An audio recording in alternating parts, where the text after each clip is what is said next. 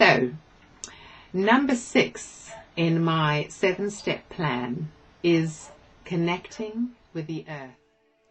Connecting with the earth means more than grounding into the earth in a technical way, because you can send a grounding cord down into the earth, or you can send roots out through the soles of your feet into the earth, and on an energetic level that can ground you.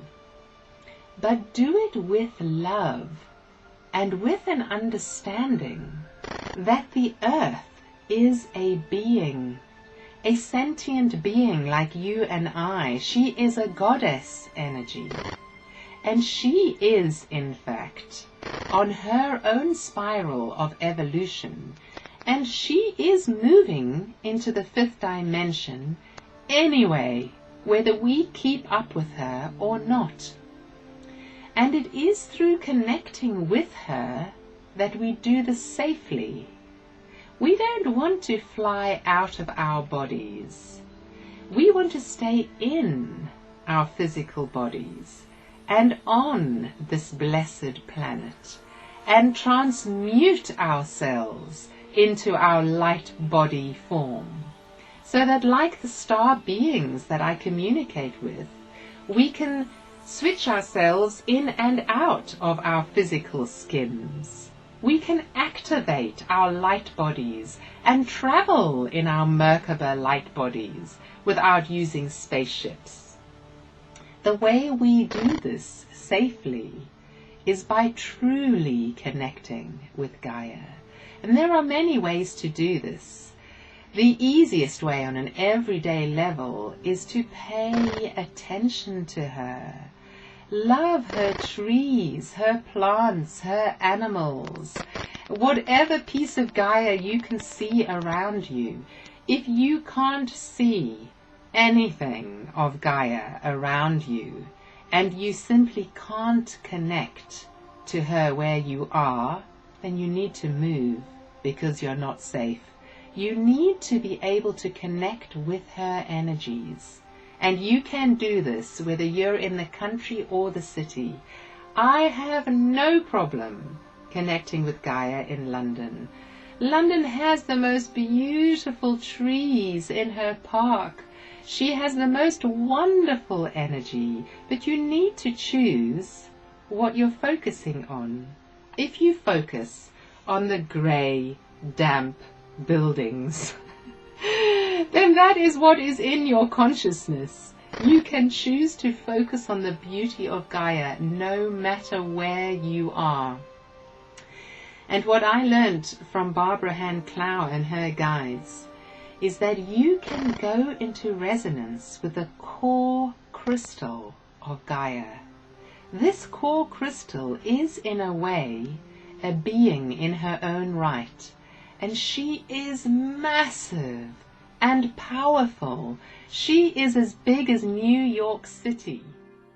Any place where you are in the earth, you can sit on her body, which it is easier to do this when you're outside in nature, but you can do it indoors.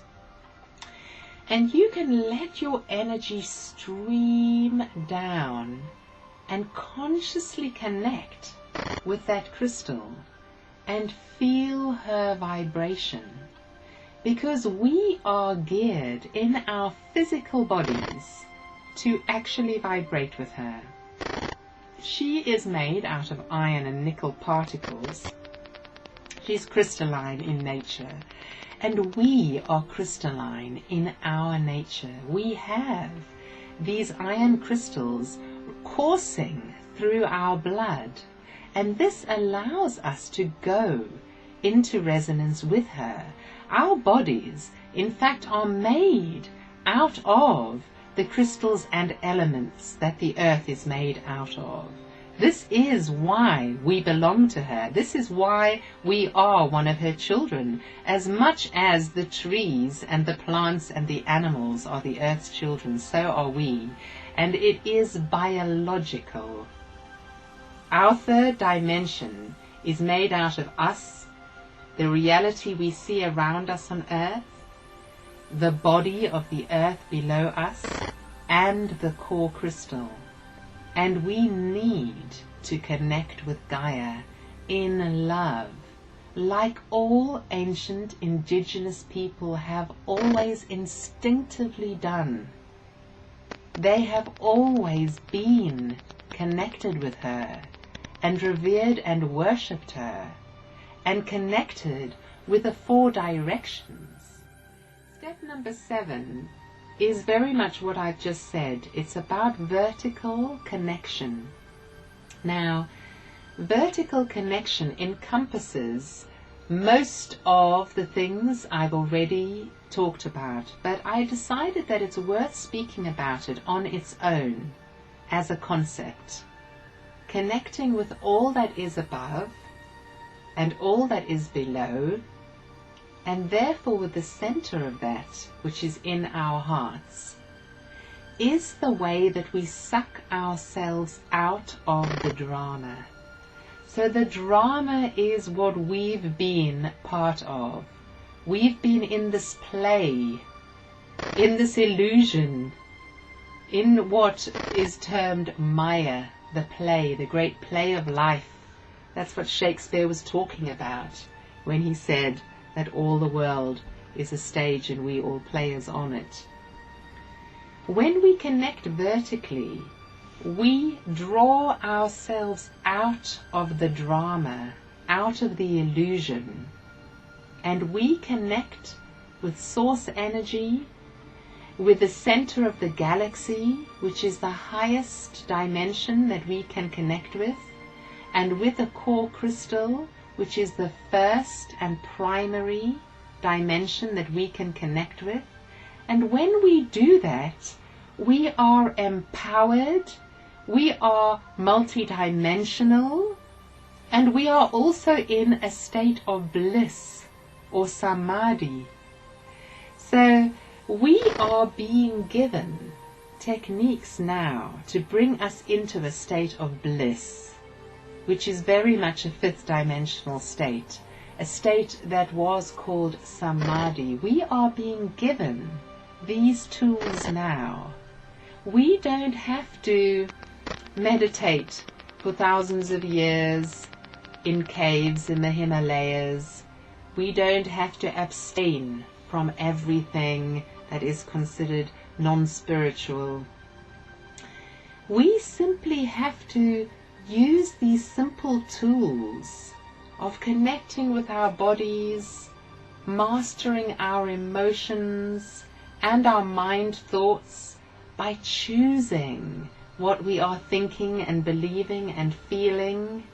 Most of us need to do some form of meditation or spiritual practice, because it's very difficult to stay centered and balanced and happy without some form of practice.